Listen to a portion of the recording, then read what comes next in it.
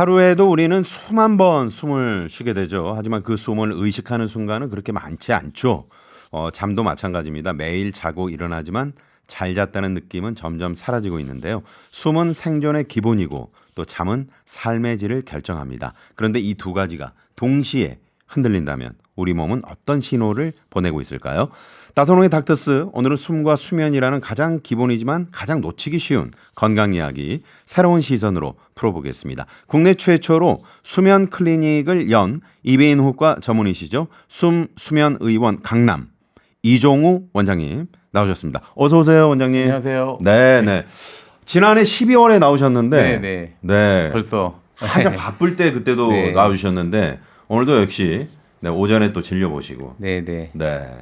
요즘도 여전히 이 숨 관련 또 수면 건강 관련해서 관심이 많으시고 또 환자분도 그렇게 많이들 찾아주신다면서요. 그렇죠. 일단은 아무래도 이제 수면과 연관된 질환을 갖고 있는 분들이 전 인구 대비 한 40% 정도가 되거든요. 네. 사실 이제 대부분 여러 과 선생님들이 나눠서 봐주고 있지만 저희처럼 이렇게 검사실을 같이 갖고 있는 이런 센터가 연관된 병원들이 한 8년 정도 전에 건강보험에 적용을 좀 검사가 되면서 그 뒤로 환자들이 좀 쉽게 턱을 넘어서 올 수 있는 경우가 많아지고요. 그게 아무래도 이제 보통 저희가 그러니까 연말부터 한 여름 되기 전까지가 환자들이 좀 많이 찾는 시기예요. 아, 왜 그렇죠? 계절성이 좀 있는 것 같더라고요. 계절성이. 예. 아, 수면 쪽이나 수면 연관된 질환들이 계절에 영향받는 게 있는데 아무래도 그 6개월 정도가 좀 많이 오는 시기인 것 같습니다. 네. 원장님은 잘 주무십니까? 저도 사실은 잘 잔다고 얘기 드리긴, 물론 제 나이 또래에 비해서 잘 자는 게 맞긴 맞는데요.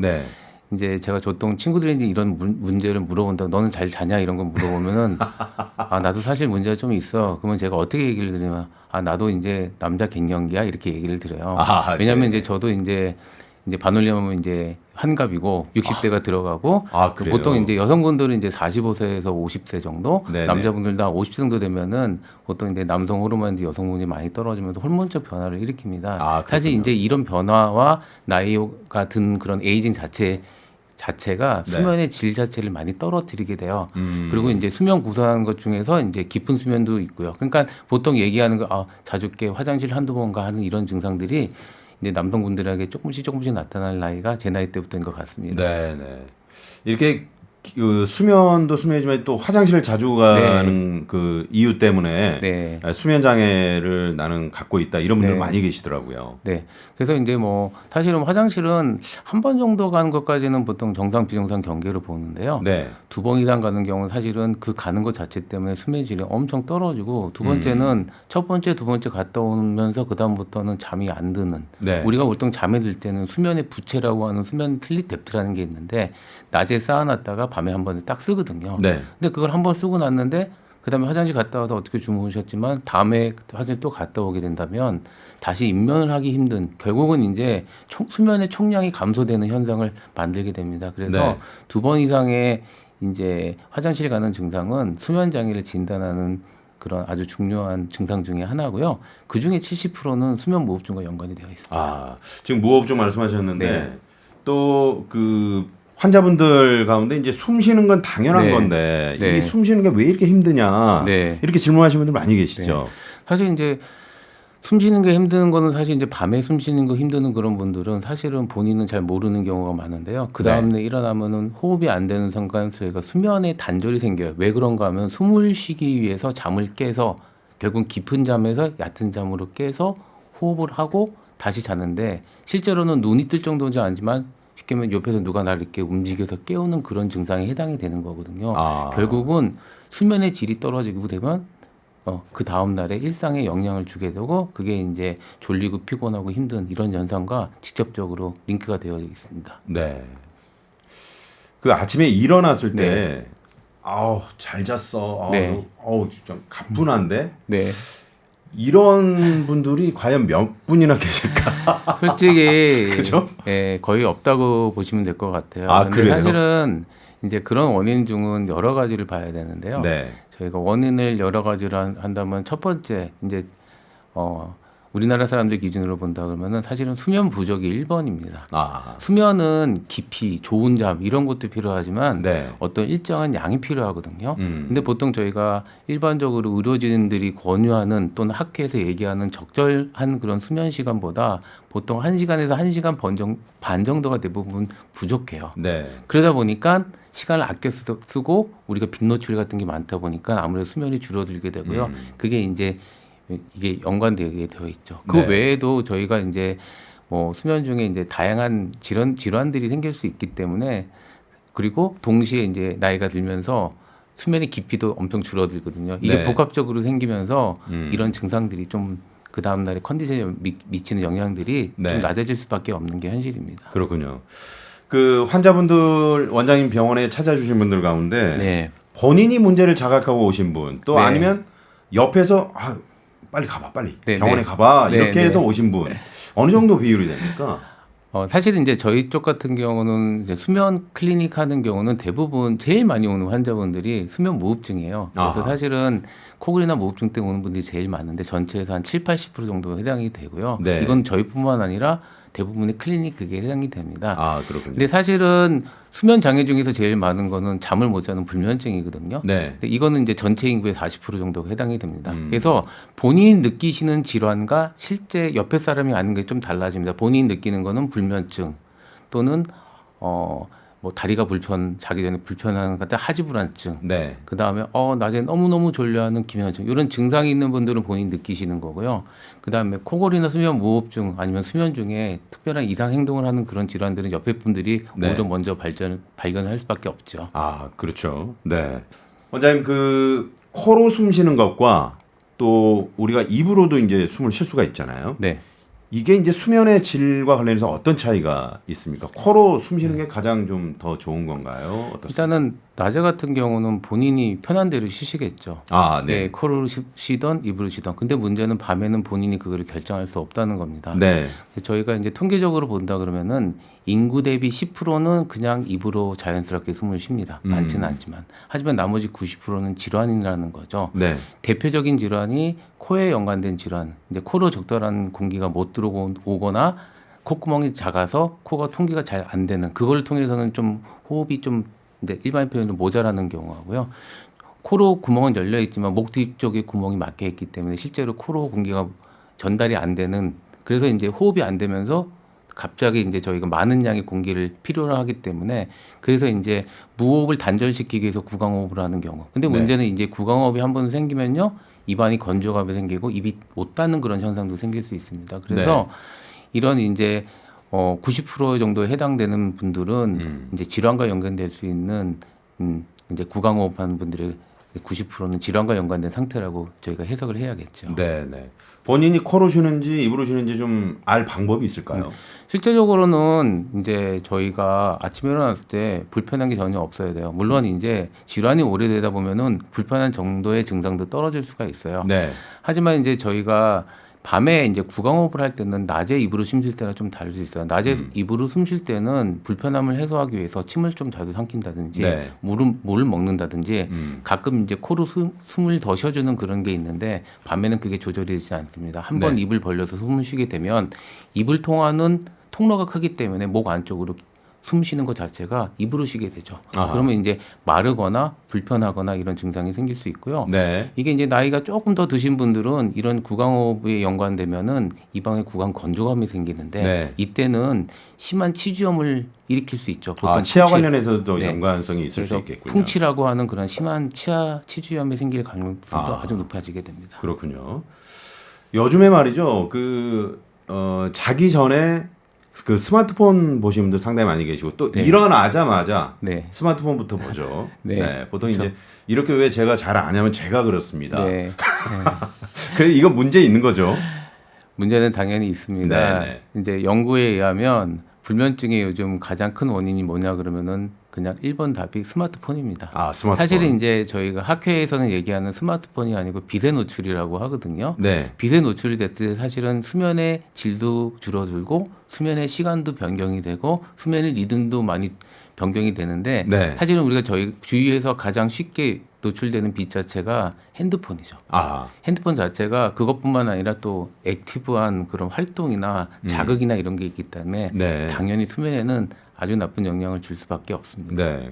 그렇다면 뭐 어떤 전문가들은 자기 전에 스마트폰을 좀 멀찌감치 떨어뜨려 놓고 네. 2시간 이전에 떨어뜨려 놓고 그 네. 이전에는 보지 않아야 된다. 뭐 이렇게 말씀하시는 네. 분도 계시더라고요. 그래서 이제 사실은 이제 저녁에 수면 전에는 2~3시간 정도 빛의 노출을 줄여주는 게 가장 수면에 자연스럽게 들어가고 수면의 양을 늘릴 수 있는 방법이긴 한데 네네. 사실은 현대인의 많은 그런 적극적인 네. 그런 기기와의 그런 교감 또는 이제 본인이 필요한 정보 네. 아니면 나만의 휴식 예.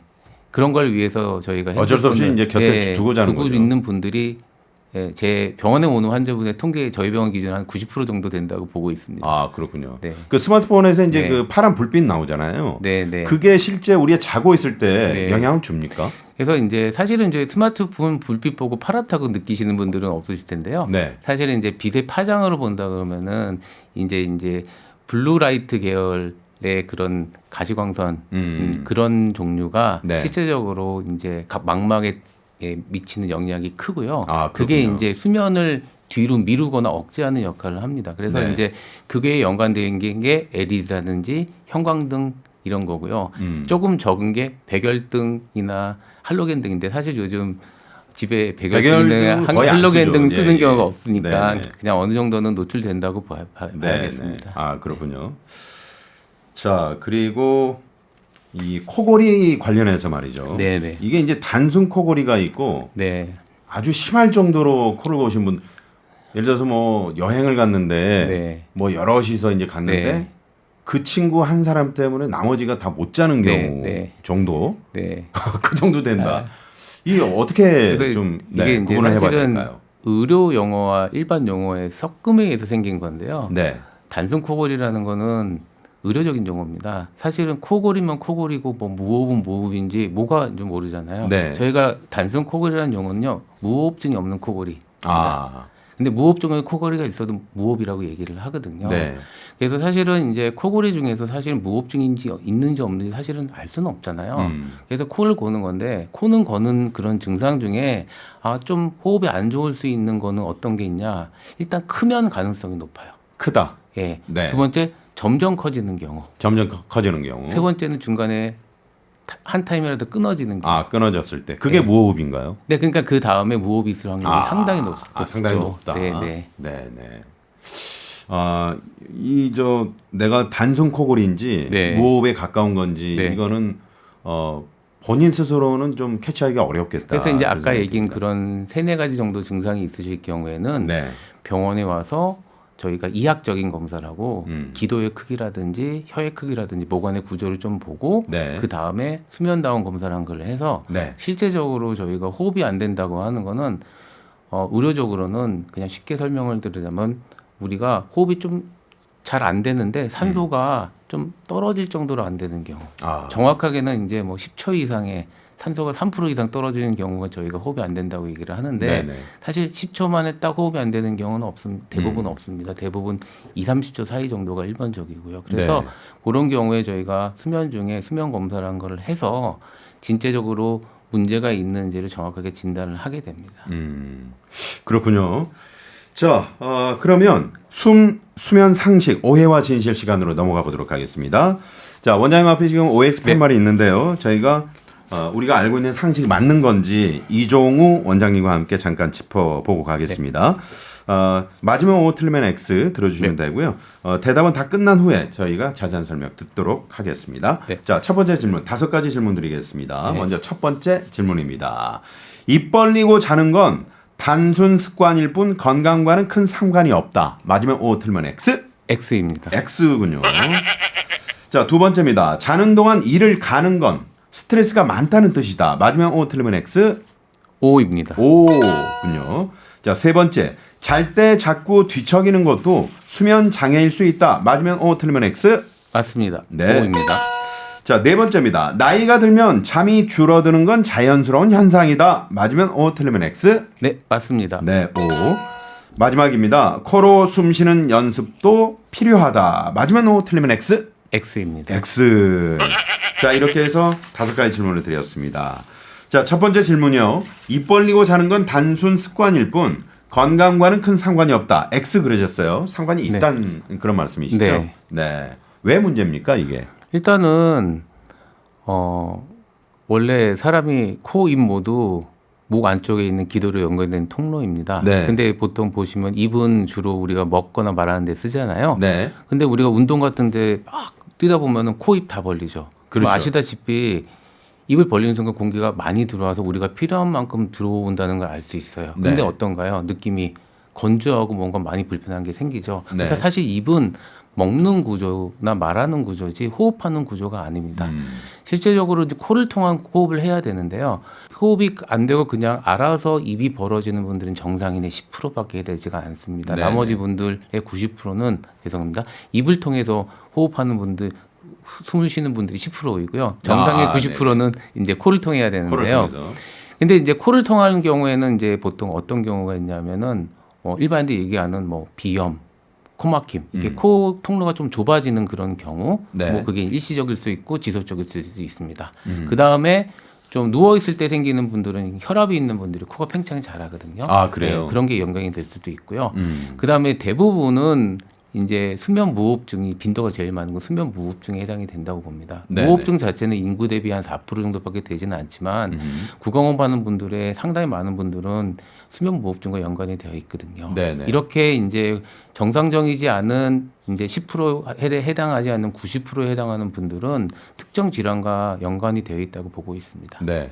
자, 원장님 그러면 수면무호흡증은 어떤 식으로 치료가 이루어집니까? 네. 뭐 약물도 있고 수술 치료도 있고요. 네, 여러 가지가 네. 있겠습니다. 실제적으로 이제 약물에는 효과 있는 게 여성 호르몬이긴 한데요. 아. 그러면 여성분한테 여성 호르몬 투여하나 남성분한테 여성 호르몬 투여하냐? 네, 네. 사실은 거의 불가능한 상황입니다. 다만 아. 이제 폐경후 여성에게는 네. 여성 호르몬을 투여함으로써 약간의 호흡에 도움을 줄 수가 있어요. 음. 실제적으로는 이제 그 호흡을 하기 위해서 하는 경우보다 불면이나 이런 다른 갱년기 증상 또는 이제 골다공증 이런 거에 치료 목적으로 들어가게 되죠. 네, 네. 실제적으로 저희가 호흡을 치료하는 방법은 크게 잘 때 이제 입안의 공간을 확보해주는 수술과 비수술로 나눠지게 됩니다. 네. 수술은 이제 얼굴을 싸고 있는 뼈라든지 안쪽에 있는 연부 조직을 일부 제거하거나 이동을 시켜서 통로 자체를 좀 확보해 주는 정상 거군요. 확보해주는 수술이고요. 네, 네. 생각보다는 아주 작은 수술로 대부분 되지를 않습니다. 아, 하지만 그래요? 큰 수술입니까? 네, 왜냐하면 이제 얼굴뼈 자체를 부분적이나 이동해야 되는 경우가 많기 네, 때문에 네. 그래요. 실제적으로는 이제 수술적인 치료를 들어가시는 분들보다는 이제 양압기라고 해서 코나 입을 통해서 바람을 넣어서 기도 자체에 이렇게 스플린트처럼 이렇게 통로를 만들어주는 네. 비수술적 치료나 턱을 앞으로 좀 빼서 혀뒤 쪽의 공간을 만들어주는 구강내 장치 같은 비수술적 치료가 대부분 먼저 선택을 하게 됩니다. 비수술적 치료는 계속해서 이제 네. 병원을 방문해서 네. 계속 넓혀주는 거군요. 집에서 착용을 하는데 네. 왜 치료라고 하냐? 그럼 가끔 이거 원장님 치료라고 하면 이거 얼마 동안 써야지 되는 거예요? 물어보는데 그건 계속 쓰셔야 돼요. 그러면 치료가 아니지 않습니까? 네. 그래서 이제 여기서 치료라고 하는 개념은요. 네.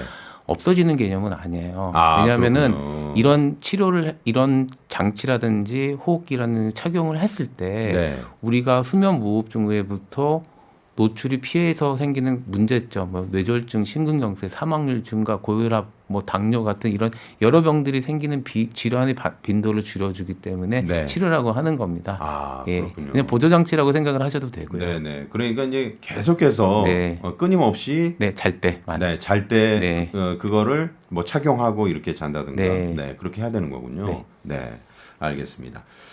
자, 두 번째, 자는 동안 일을 가는 건 스트레스가 많다는 뜻이다. 이 가르치는 분들 많이 계시는데 네. 이분들이 스트레스가 많이 있어서 네. 그런 겁니까?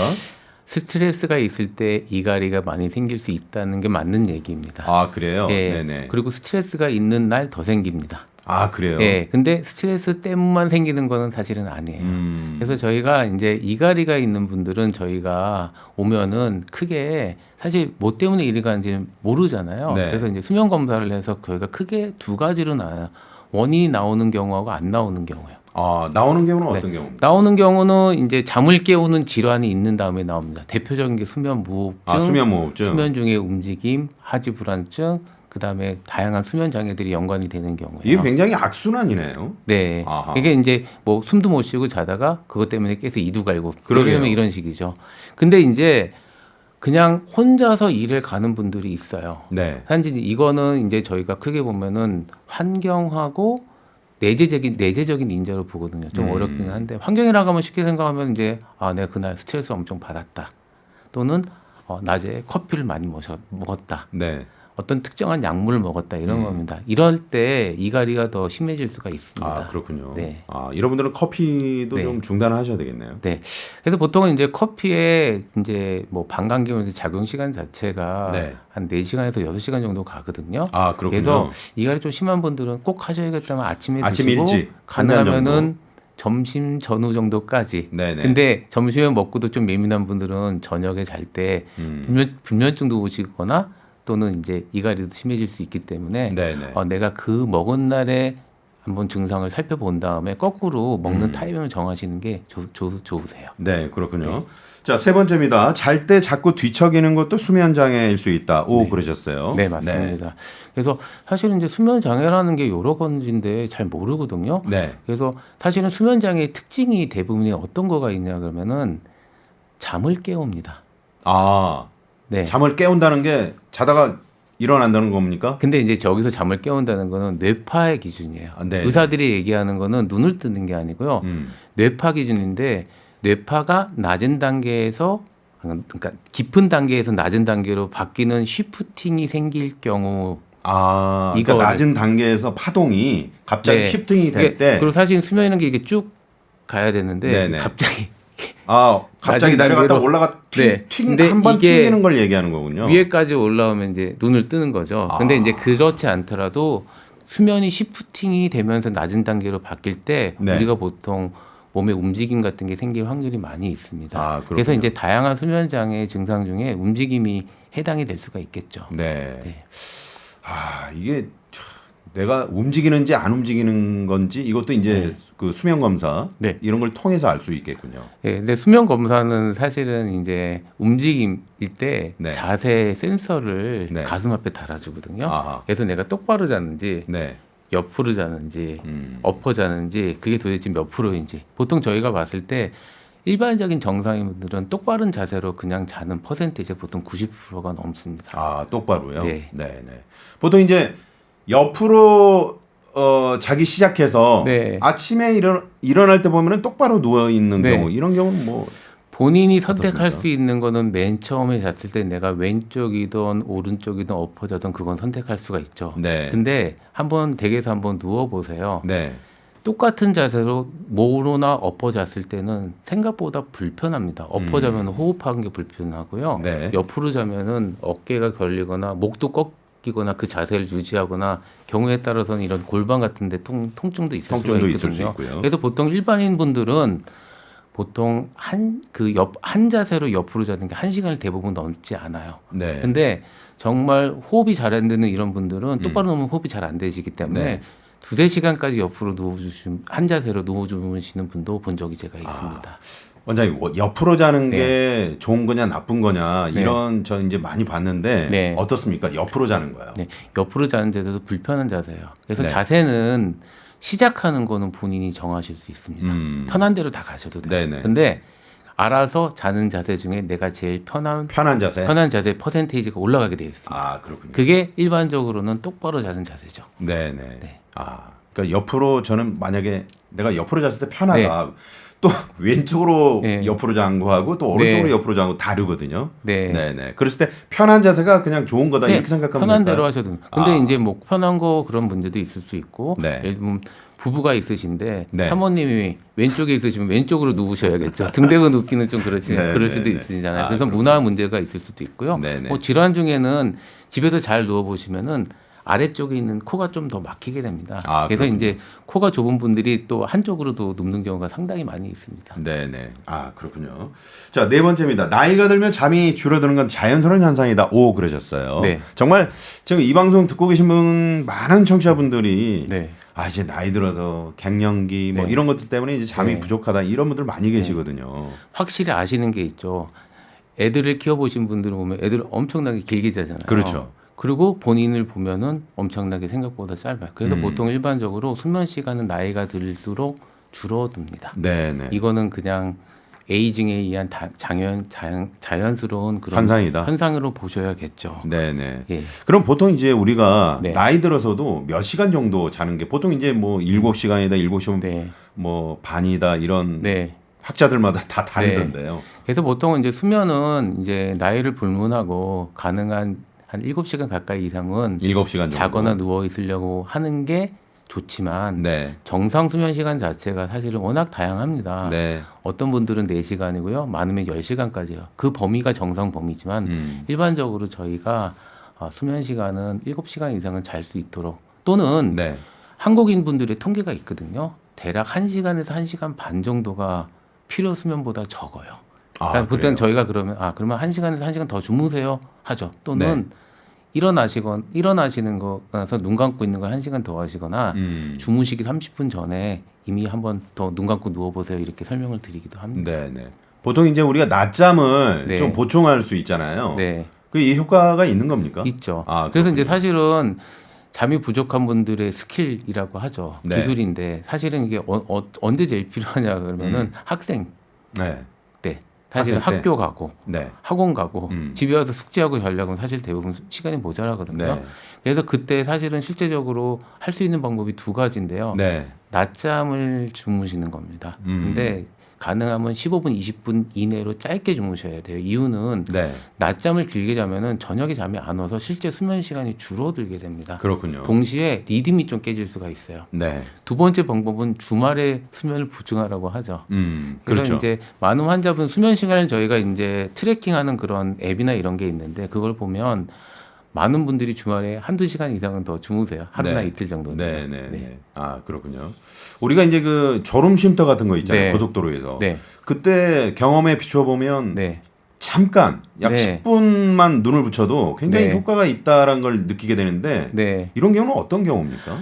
사실은 이제 정상적인 분들은 수면 부족이 있으면 안 되겠죠. 네. 그리고 특히 잘 생각해 보죠. 수면이 부족한다고 내가 운전하는 중에 잠이 올까? 그럼 저희가 진짜 냉철하게 생각해 봐야 됩니다. 뭘 냉철하게 생각해야 되냐면은 네. 내가 이 정도로 내가 잠이 부족한가? 나 전날 내가 밤을 샜다. 일이 너무 많았다. 어디까지 꼭 갔다 왔다. 이렇다 그러면은 일시적으로 봐야겠죠. 네. 하지만 많은 분들이 반복적으로 졸음 쉼터를 이용을 하고 계시거든요. 네. 이럴 경우는 대부분 질환, 특히 기면증과 같은 과수면 질환이 있는 분들이 네. 특징적으로 특히 1시간 이상의 집중적인 운전을 할 때 네. 이런 졸림증이 자주 반복을 하고 특히 이제 점심 식사라든지 네. 특정한 타이밍에 식후에. 조금 더 많이 그게 생길 수가 있습니다. 네. 그래서 고속도로 장거리 운전하시는 네. 분들은 꼭 졸음 쉼터를 이용하시면 참 당연히 좋을 것 같아요. 느낌이 있을 때 가서 쉬는데요. 네. 이때는 사실은 10분, 20분이 중요한 게 아니라 충분히 주무시라고 합니다. 아, 충분히요. 네. 안전이 우선이기 때문에. 아, 네. 네. 화물차 운전하시는 분들도 네, 마감 네. 시간이 맞아요. 있기 때문에 새벽에 나가시고 네, 또 네. 장거리 운전을 하시기 때문에 네. 그러실 수 있습니다. 네. 나선홍의 닥터스 오늘은 대한민국 국민의 수면 건강을 위해 애쓰고 계시는 이비인후과 전문의 이종우 원장님 모시고 수면 질환 관련한 유쾌한 해답을 찾아보고 있습니다. 친절한 진료실 들어가기 전에요. 아까 이제 5가지 질문 중에 마지막 코로 숨 쉬는 연습도 필요하다. X 그러셨어요. 네. 사실 왜 그런가 하면요. 숨 네. 쉬는 거는 연습으로 되진 않아요. 보통 일반인 분들이 복식 호흡을 해라, 네. 짧게 해라, 아랫배에 힘줘라, 여러 가지 이런 호흡법을 하는데 그거는 명상이나 수련 이런 정도고요. 네. 왜 그런가 하면은 우리 몸은 숨은 센서, 아, 숨은 센서. 쉼을 캐치하는 센서가 몸에 한 2군데 정도가 있거든요. 아하. 그 센서가 알아서 자동으로 숨을 쉬어줍니다. 네네. 그래서 사실은 연습한다고 그 센서가 어디 있습니까? 그래서 일단은 경동맥하고 경동맥. 뇌 연수 쪽에 있습니다. 그래서 그래요. 쉽게 생각하면 이제 산소하고 이산화탄소의 농도로 우리가 네. 먼저 알아서 호흡을 조절을 자동으로 해주죠. 아, 다만 그렇군요. 낮과 밤이 조금 메커니즘이 기전이 좀 다릅니다. 네네. 그래서 다르긴 하지만 어차피 우리는 자동 센서로 호흡을 해주죠. 아, 네, 그렇기 때문에 사실 연습한다고 될 건 없고요. 네. 그냥 그런 호흡을 통해서 본인을 제어하는 것을 연습하는 거는 괜찮지만 그렇다고 본인이 평상시에 그것까지 계속 하지는 않으실 거예요. 왜? 알아서 자동으로 숨을 쉬죠. 네네. 네. 그러군요. 이 저 수면 관련해서 네. 뇌의 어느 부분에서 이게 컨트롤을 합니까? 연수라고 하는 연수요? 네, 연수라고 하는 부위인데요. 그걸 좀 강화할 수 있는 뭐 훈련 방법 아니, 이런 건 없나요? 이거는 우리 몸에 자동으로 있는 센서기 센서거든요. 때문에 이제 이해가 됩니다. 그리고 두 번째 우리 몸은 네. 산염기라고 하는 엑시드 뭐 이게 그러니까 있잖아요. 산염기 네네. 그거 밸런스에 의해서도 이제 호흡을 조절을 하거든요. 그러니까 그렇군요. 우리 몸은 항상성이라고 특별하게 유지를 해주는 게 있어요. 우리가 많이 과호흡을 하게 되면은요, 네. 우리 몸에 이산화탄소가 떨어지잖아요. 그러면 이제 우리 몸에 산도가 떨어지면서 알칼리가 올라가게 됩니다. 네. 우리 몸이 그렇게 되면 또 문제가 생기죠. 그렇죠. 밸런스가 그래서- 무너지니까요. 네. 그래서 이건 뭐 그런 걸 조절하는 게 호흡도 있고 이제 신장도 있고 여러 군데가 있긴 하지만 우리 몸은 어떤 특별한 질환이 있더라도 그거에 맞춰서 일시적으로 대응을 해주게 돼 있습니다. 하지만 대부분이 일정한 이런 산도라든지 호흡이라든지 자동으로 운영하는 것 자체가 우리의 생명을 유지하는 자동 장치 같은 거죠.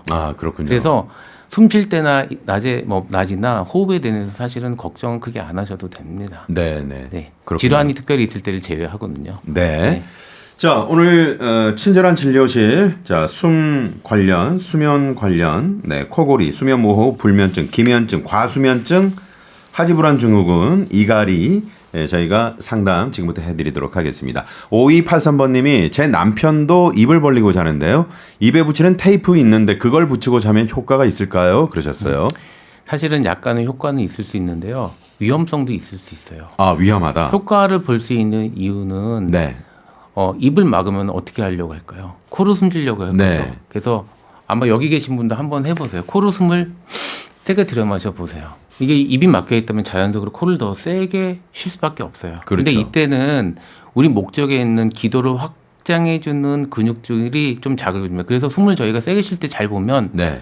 혀가 앞쪽 위에 잇몸 위쪽에 이런 데를 자연히 앞쪽을 터치를 하게 됩니다. 그건 자연스러운 반사. 그거를 강화해서 호흡을 하게 할 수 있지만 네. 반대로 그렇게 하더라도 호흡이 원활치 않은 중등도나 중증 환자들 같은 경우는 숨을 쉬려고 네. 입을 막 벌리는데 입을 막아놓으면 위험한 상황이 돼요. 위험한 오히려 상황이 이제 올 수도 아까 있겠군요. 얘기했던 우리 몸에서 산소나 이산화탄소를 배출해주는 이게 코를 하면 좋지만은 네. 코든 입이든 산소 들어오고 이산화탄소 나가는 게 중요하고 특히 호흡이 안 됐을 때는 갑자기 숨이 차니까 네. 일시적으로 많은 양의 공기가 들어와야 되는데 그거를 막는 거거든요.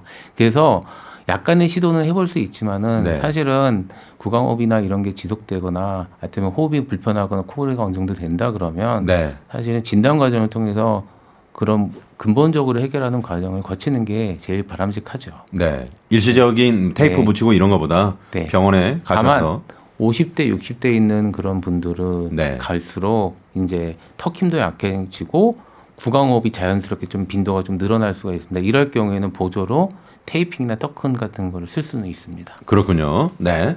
참고가 되시길 바랍니다. 4179번님, 저녁 잠이 많아서 깜빡 잠들었다가 새벽에 깨서 밤에 잠이 오질 않아요. 네. 어떨 땐 밤에 한숨도 못 잘 때가 있는데 왜 이럴까요? 이러셨어요. 사실은 이제 저희가 잠에 들어가는 시간이라는 게 있거든요. 네. 이건 저희가 아까 초반에 저기 얘기했듯이 수면의 빛이라고 얘기를 해요. 수면의 사실은 빛. 수면의 빛이란 것도 있고 수면 리듬이란 게 있습니다. 우리가 잠이 많이 오는 시간과 잠을 못 자는 시간이 있어요. 잠을 잘 수 없는 시간이 있는 건데 네. 이게 그 타이밍을 놓치게 되면은 그런 쉽게 수면을 들어갈 수 있는 시기를 좀 놓치고요. 네. 그 과정에 특정한 분들은 오히려 이제 잠이 깨면서 몸 상태가 이제 컨디션이 이제 졸린 거에서 깨는 상태로 바뀌시는 분들이 있을 수 있어요. 그렇군요. 예. 근데 이때 중요한 게 있어요. 네. 잠이 안 올 것 같지만 자는 시도를 계속 해주셔야 됩니다. 그래서 저희가 의료적으로는 30분 정도 룰을 하거든요. 한 20분 정도 누워봐서 잠이 안 오면 네. 조용한 활동을 조금 하다가 조금 피곤하거나 그런 느낌이 들면 다시 들어가 보라고 합니다. 이게 반복적으로 자꾸 생기게 되면 수면에 자는 시간이 불규칙해지거나 네. 늦게 자고 늦게 일어나는 뭐 12시에 자야 되는데 4시에 자고 그렇게 수면이 부족해지는 그런 상황이 반복적으로 생길 수가 있죠. 네. 그렇군요. 또 궁금한 게요. 네. 보통은 이제 뭐 초저녁에 주무시는 분들 계실 거고 네. 어떤 분은 10시, 네. 어떤 또 뭐 자정에 주무시는 분들 계실 네. 거고 어떤 수면 스타일이 가장 우리가 원장님 보시기에 괜찮은 수면 시간 스타트가 언제부터가 좋은 걸까요? 뭐 사실은 네네. 나이대별로도 좀 다를 수가 있긴 있어요. 이게 나이가 좀 들으신 어르신분들 같은 경우는요 수면 리듬이 좀 당겨집니다. 그래서 초저녁 잠이 좀 늘어나게 돼요. 반대로 그런 분들이 거꾸로 이제 나는 새벽 잠이 좀 없다 이렇게 얘기를 하기도 하죠. 그렇죠. 빠르신 경우에는 2, 3시에 깨시거든요. 7시에 주무시고 2, 3시에 깨는 거죠. 7시에요? 그러니까 7시에 주무시고 오후 7시에 주무시고 2, 3시에 깨는 거죠. 그러면 그럼 새벽부터 이제 그런 어르신이 있는 집들이 생각보다 좀 그렇죠. 많이 있습니다. 이제 달그락거리면서 왜냐하면 아까 말씀드렸던 우리 몸에는 수면 리듬이 있는데요. 네. 크게 보면은 소화 때는 한 3, 4시간 정도 리듬이 있기 때문에 2, 3시간, 3, 4시간 정도로 자고 깨고 하는데 네. 결국은 나중에는 12시간짜리하고 24시간짜리가 남아요. 그래서 대략 24시간을 주기로 자고 깨는 건데 그 주기가 좀 앞당겨지는 거죠. 네. 그렇군요. 그래서 사실은 그런 거를 감안하고요. 그 다음에 보통 이제 한국인 분들이 한두 시간 정도의 수면, 1시간에서 1시간 반 정도의 수면이 부족한데 부족하다 그게 대부분 말씀하셨죠. 앞쪽에서 부족합니다. 그렇군요. 그래서 근데 이제 문제는 그게 고착이 되면은 약간 늦게 자고 늦게 일어나거나 수면이 줄어드는 쪽으로 이렇게 발전이 될 수밖에 없거든요. 왜냐하면 출근해야 되는 시간은 정해져 있기 그렇죠. 때문에.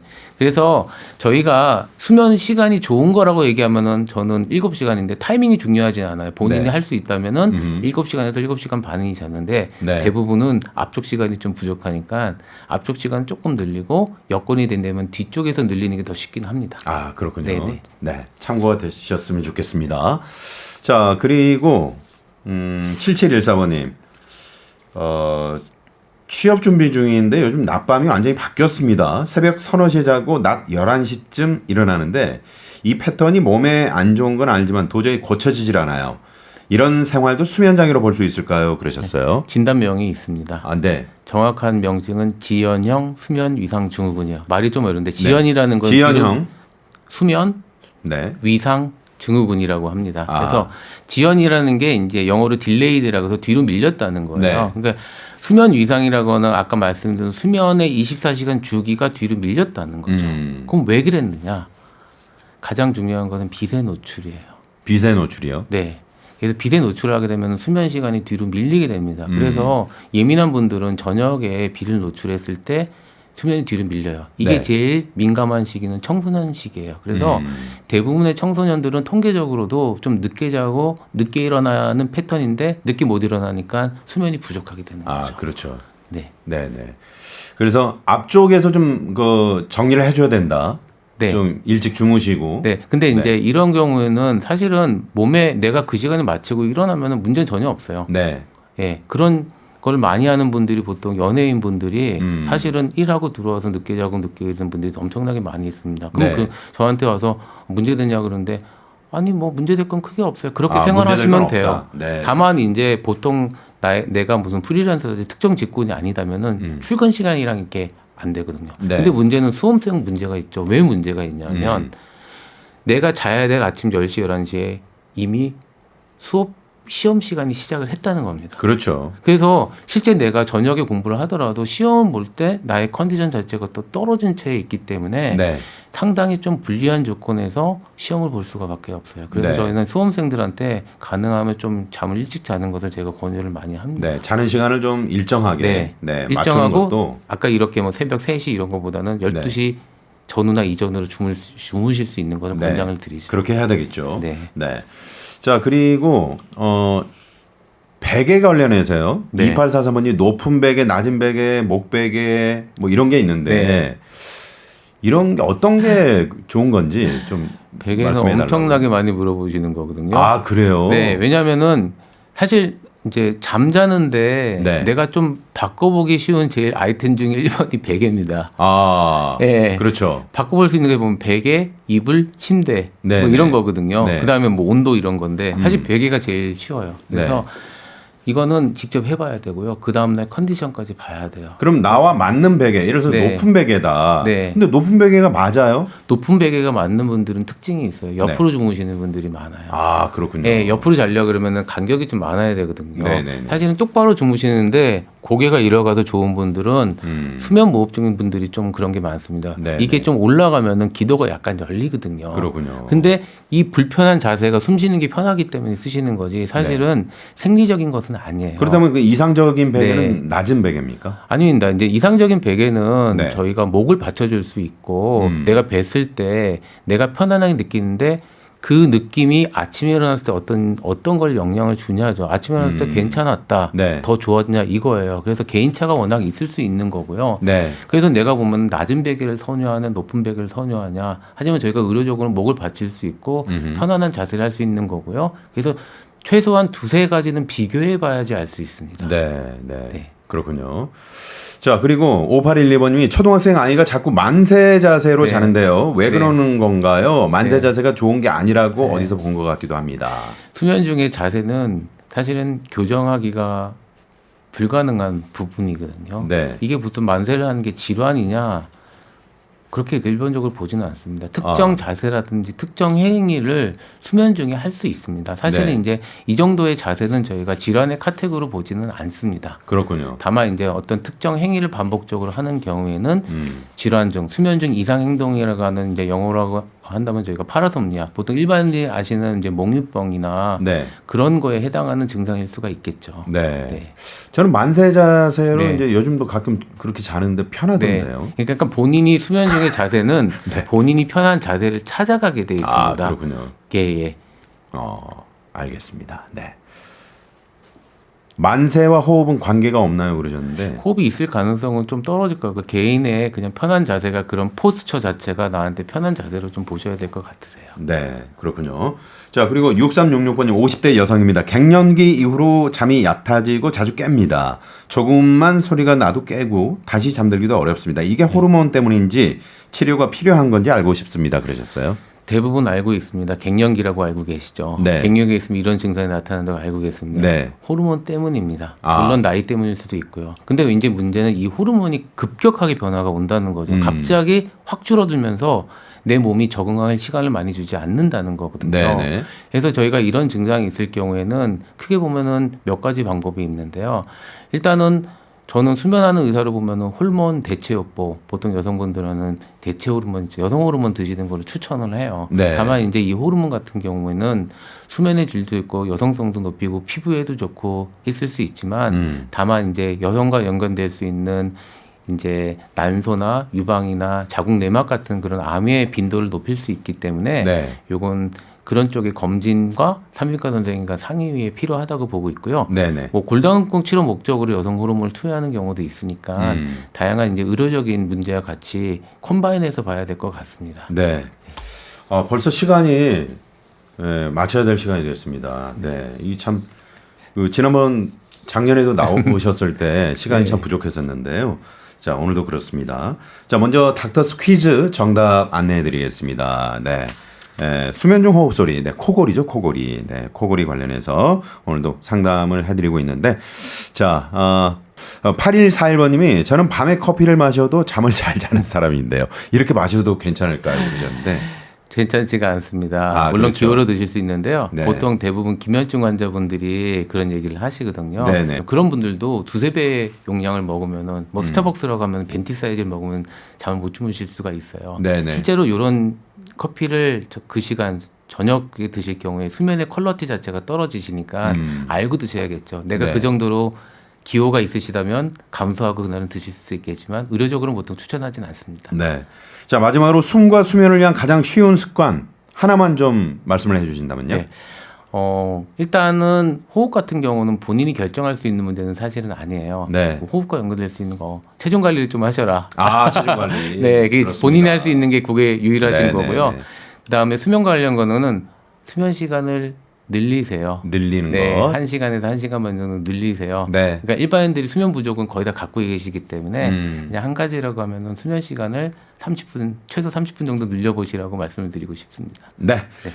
자, 오늘도 친절한 상담 수면 의원 강남 이종우 원장님과 함께했습니다. 오늘 말씀 감사드리고요. 또 한번 나와주셔야 돼요. 네. 얘기 좀 남은 게 많아서 한번 더 네, 나와야 네. 될 것 같습니다. 고맙습니다. 네, 감사합니다. 네, 보내드리면서 저도 인사드립니다. 나선홍의 닥터스.